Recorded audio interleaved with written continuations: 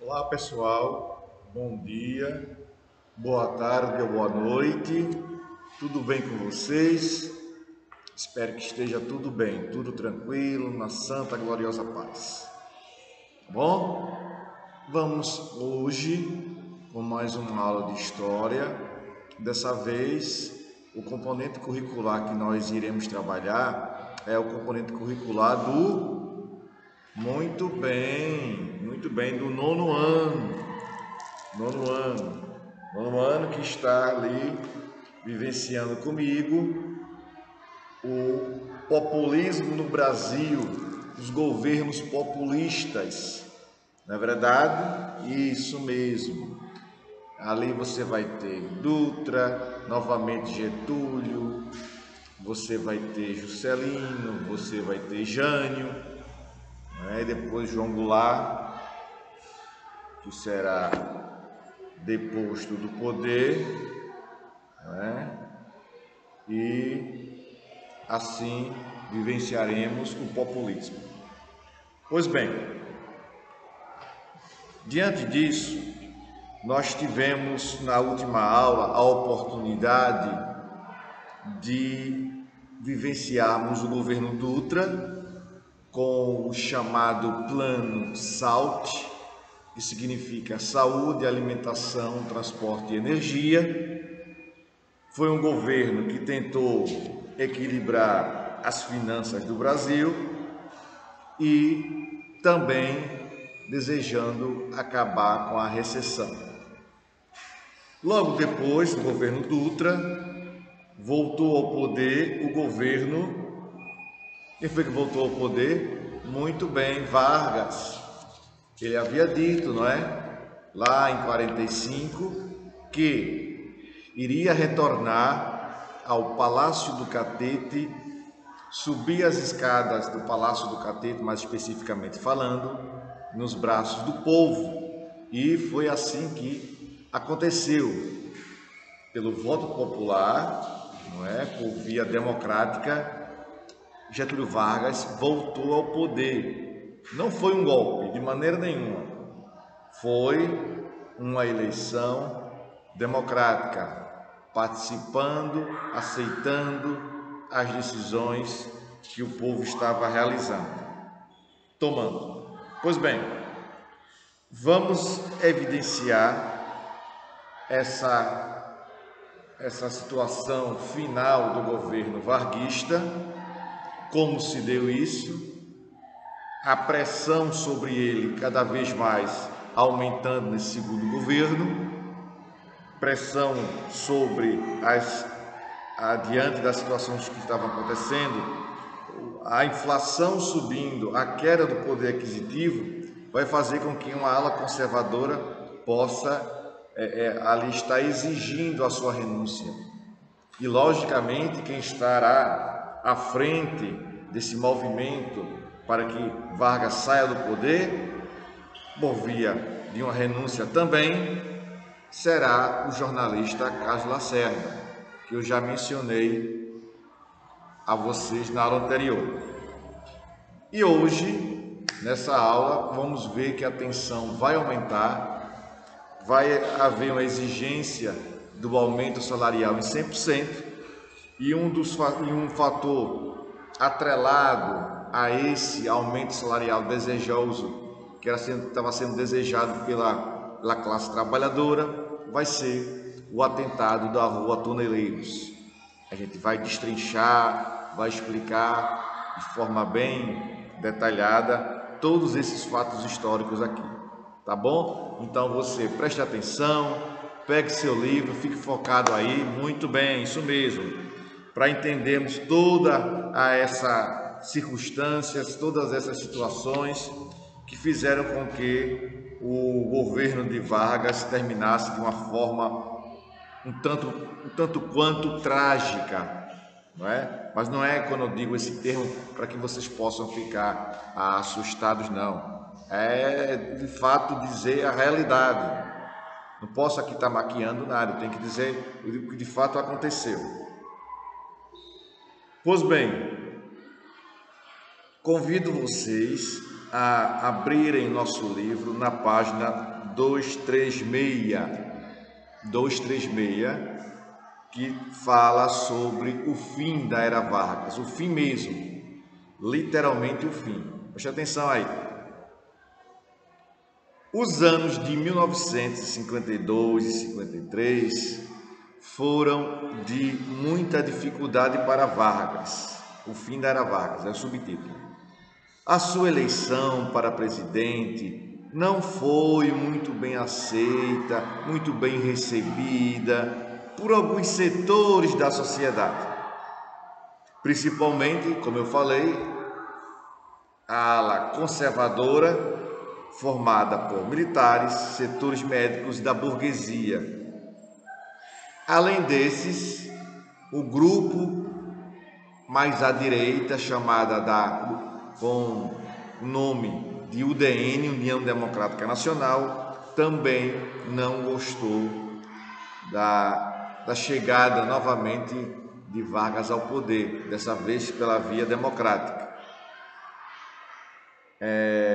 Então, o partido UDN, partido político de direita, fazia uma oposição radical ao governo de Vargas, criticando a política desenvolvimentista e o protecionismo econômico. Para muitos historiadores, prosseguindo aí, Vargas aos poucos tentava se aproximar mais uma vez de um regime centralizador, em que pudesse controlar os direitos da sociedade. Sendo assim, elaborou um conjunto de leis e passou a integrar o Código Penal brasileiro e definiu como crime contra o Estado toda organização ou manifestação que contestasse seu governo. Toda contestação contra o governo Vargas será transformado a partir de então, com esse Código Penal sendo modificado, em crime. Ou seja, o que é que ele quer com isso, professor? Ele quer reduzir qualquer possibilidade de uma organização se manifestar contra ele. E que um possível levante, as pessoas poderiam ali estar refletindo muito antes de agir, porque sabia que fazendo isso, o Código Penal estaria amparando ele em qualquer atitude radical, em qualquer atitude centralizadora. Então, pairou no meio da sociedade aquela expectativa. Teve ali uma expectativa. O que ele vai fazer? Ele vai ser o mesmo Vargas que passou 15 anos no poder, ou através pouco mais de 4, 5 anos, ele se modificou? Interrogação. Vamos observar aqui o transcorrer dos fatos históricos, tá bom? Esta prática causou insatisfação, principalmente no movimento sindical, que não poderia mais fazer greves, passeatas e atos políticos. Olha aí, mais uma vez, ele vai jogar fora das chamadas 4 linhas, não é? Não vai respeitar as questões constitucionais. Ele prefere reprimir qualquer ato de oposição ao seu governo. Vargas prefere fazer isso. Deu para entender? Muito bem, você vai longe, viu? Prosseguindo então, vamos observar aqui as questões que vão fazer com que o governo Vargas passe por um desgaste. Vamos lá. Dois eventos, a recessão, a queda do poder aquisitivo, a alta inflação, causaram vários movimentos de rua que, mesmo com as ameaças do governo Vargas, tomaram conta das principais cidades do país. Dois eventos foram marcantes contra o governo de Vargas. Primeiro, o Panela Vazia. Foi um movimento de rua formado por 500 mil pessoas que criticavam a crise brasileira, principalmente a crise econômica e o alto custo de vida. Um outro fato marcante foi a greve do Partido Comunista do Brasil. Cerca de 300 mil trabalhadores de várias categorias, como construção civil, metalurgia lutavam por aumentos salariais, melhoria das condições de trabalho e pelo fim da recessão. Os comunistas lideraram esse movimento, defendendo ainda reformas educacionais, agrárias, para estabelecer mais justiça social no Brasil. Prosseguindo então, esses dois movimentos causaram sérios desgastes para o governo de Vargas, o que facilitou a ação da oposição conservadora, lideradas por interrogação, por quem? Muito bem, isso mesmo, Carlos Lacerda, o jornalista Carlos Lacerda. Escrevia no jornal, participava do programa de rádio. Naquele período ali, na década de 50, o rádio era muito mais forte do que é hoje do ponto de vista de audiência. Houve uma redução no seu número de ouvintes, até por conta dos das novas formas de comunicação, das redes sociais, né, e a internet em si. Mas nesse período não, o rádio aqui tem uma força muito grande, o jornal também, né? E com o passar do tempo você está percebendo que os jornais impressos eles estão deixando de circular, por conta do custo que é você manter o jornal circulando e a baixa procura por esses jornais. Estou falando em relação a hoje, anteriormente não, nesse período da década de 50 não, os meios de comunicações, rádio e jornal eram muito procurados. Tinha uma demanda muito grande, uma demanda alta. Aliança Conservadora, liderada por Carlos Lacerda, que afirmava ser culpa do então presidente toda a recessão que o Brasil vivia. Sendo assim, Lacerda criou uma organização política que tinha a função de criticar e atacar o governo, conhecida como Clube de Lanterna. Ele criou uma organização para criticar sistematicamente o governo varguista no seu segundo momento, no segundo período. Preste atenção aí no serviço, hein? Atenção. Vamos lá. Duas outras situações aumentaram ainda mais a crise brasileira e a contestação popular. Foram elas: o aumento salarial de 100%. O que é que diz aqui? As constantes greves dos trabalhadores e operários causavam sérios problemas para Vargas. Ao mesmo tempo, o patronato exigia ações mais enérgicas, mais fortes, para que essas mobilizações deixassem de acontecer. A ação de Getúlio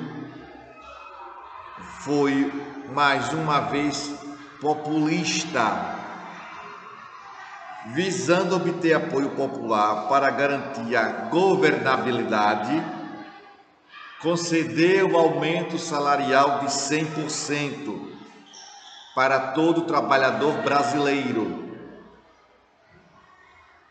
visando obter apoio popular para garantir a sua governabilidade. A reação foi imediata quando ele concedeu esse 100% de aumento dos patrões, que pressionaram os conservadores e militares para derrubá-lo. Então, 82 coronéis assinaram um documento criticando a política, o que resultou na queda do ministro do Trabalho, João Goulart, e da Guerra, Ciro do Espírito Santo Cardoso. Esse foi um fato, tá bom? Uma situação que aumentou a crítica para com Vargas, o clima ruim. 88 militares, coronéis, fazem um manifesto, um documento criticando a política varguista. Os empresários também pressionam os conservadores por conta desse aumento que ele dá, e o clima fica ruim, piora. No entanto, ainda poderia ficar pior, como ficou. Não é? Tem ditado popular que diz: aquele que está vindo ainda pode ficar pior. Nesse caso aconteceu. Com que, professor? Qual foi o fato? Foi o atentado na rua Toneleiros, em Copacabana. Estava Carlos Lacerda, não é? Ao lado do Major Rubens Vaz, e o Major dirigindo o carro e Carlos Lacerda ao lado, quando estavam transitando pela rua Toneleiros. Sabe o que aconteceu? Interrogação. Isso, você estudou antes, não foi? Parabéns. Um atentado. Tentaram matar Carlos Lacerda. E aí, o Major Rubens Vaz, segurança de Carlos Lacerda, foi assassinado. E Carlos Lacerda, professor, morreu nesse atentado contra ele, na rua Toneleiros, em Copacabana, no Rio de Janeiro? Nananinaná. Sofreu um tiro de raspão. Um tiro de raspão. E quem teria mandado matar, assassinar Carlos Lacerda? Diante de tanta crítica que ele realizava contra o governo varguista. É exatamente isso. Todo mundo imaginou que teria sido Vargas. Então a situação piorou. No entanto, foi descoberto quem mandou, quem articulou esse plano para matar Carlos Lacerda foi o chefe da segurança pessoal de Vargas, Gregório Fortunato. Deu para entender? O que se diz é que Vargas não teria nenhuma ingerência, não teria se metido no crime em si, no ato em si. Tá bom? Vamos lá. E o que aconteceu quando Carlos Lacerda se recupera e retorna para casa? Se recuperou, voltou para casa do tiro de raspão que sofreu, e tome crítica em Vargas. Tome crítica em Vargas. Não é? E vamos ter a noção do que vai acontecer, a finalização desse período do governo varguista. Vamos lá? O atentado da rua Toneleiros, ratificando aqui, era de conhecimento público que o jornalista Carlos Lacerda, conservador, era crítico feroz da política desenvolvida por Vargas. Em 5 de agosto de 1954, ocorreu um atentado contra Carlos Lacerda,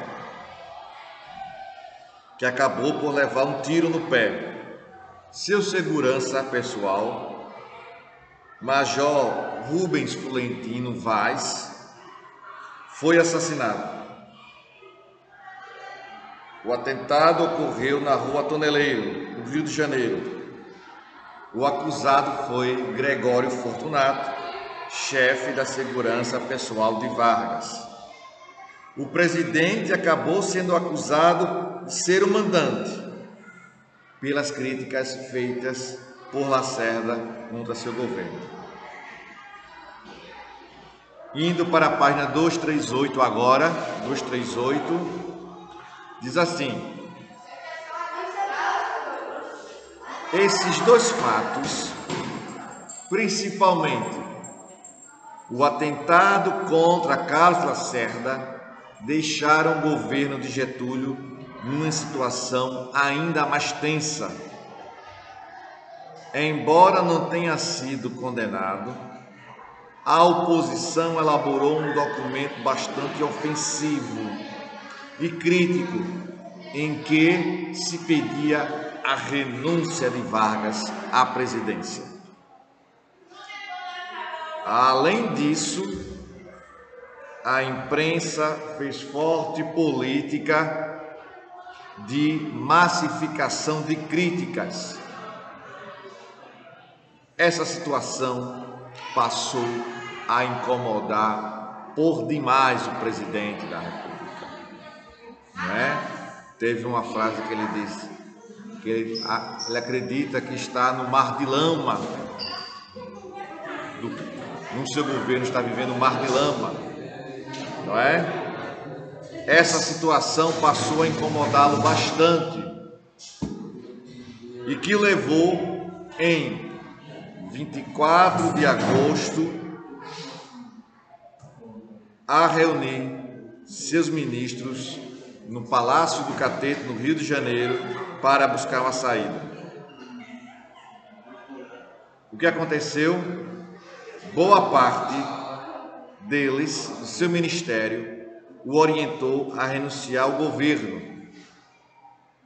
Vargas assinou uma carta a testemunho à sociedade, relatando os avanços e as conquistas durante seus governos.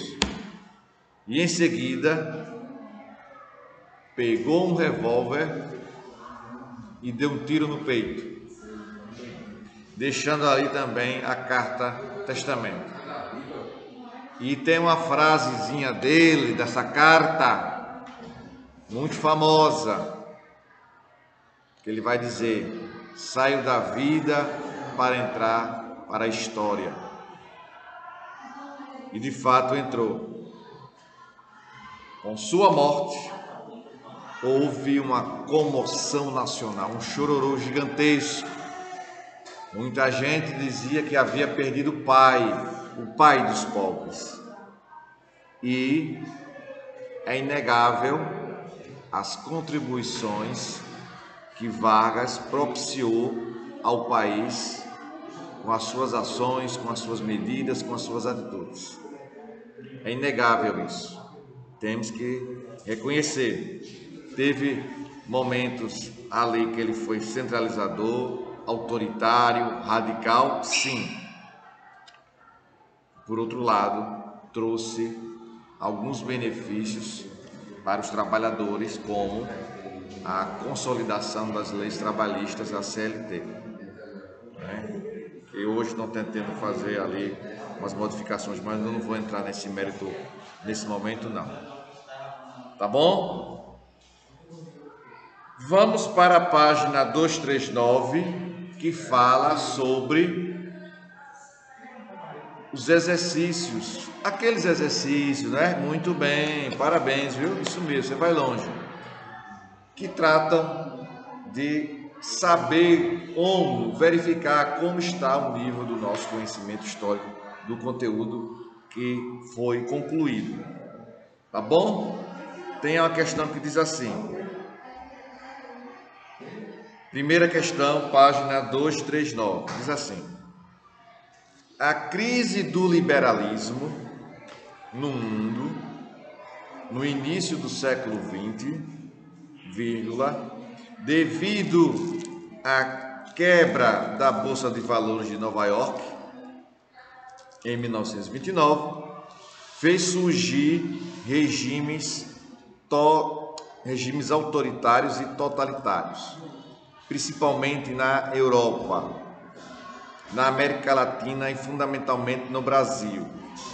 Os autoritários tiveram características populistas, como Getúlio Vargas. Sobre isso, responda. Letra A. O que foi o populismo? A resposta, anota aí para você mostrar mais tarde, viu? Foi um fenômeno político que consistiu numa relação direta entre um líder bastante carismático e seu povo, entre um líder bastante carismático e seu povo. Letra B. Quais foram as suas características? Quais foram as suas características? A resposta: as principais características foram, dos pontos. Resposta: as principais características foram: não existir participação política direta de partidos. Não existir participação política direta de partidos. Tá bom? Altos investimentos em políticas públicas intervencionistas. Altos investimentos em políticas públicas intervencionistas. Ponto e vírgula. Prática assistencialista para o povo. Prática assistencialista para o povo. Eu vou deixar a segunda questão, essa foi a resposta. Vamos partir para a segunda questão. Eu vou deixar a segunda questão para vocês responderem. Tá bom? 239. Segunda questão para você. E a terceira tem assim: ao tomar posse como presidente, Dutra realizou uma constituinte para elaborar uma nova Constituição, a de 46. Quais foram os principais pontos dessa Constituição? Interrogação. Resposta: os principais pontos foram manutenção dos poderes legislativo, judiciário e executivo. Manutenção dos poderes legislativo, judiciário e executivo com autonomia entre eles. Ponto e vírgula. As eleições voltaram a ser diretas, vírgula, com voto popular, ponto e vírgula. Mulheres funcionárias públicas passaram a votar obrigatoriamente. Mulheres funcionárias públicas passaram a votar obrigatoriamente. Tá bom? Pronto. Com isso, estou concluindo a aula de hoje e deixando para vocês o meu abraço. Estudem, se cuidem e até a próxima. Tchau, pessoal.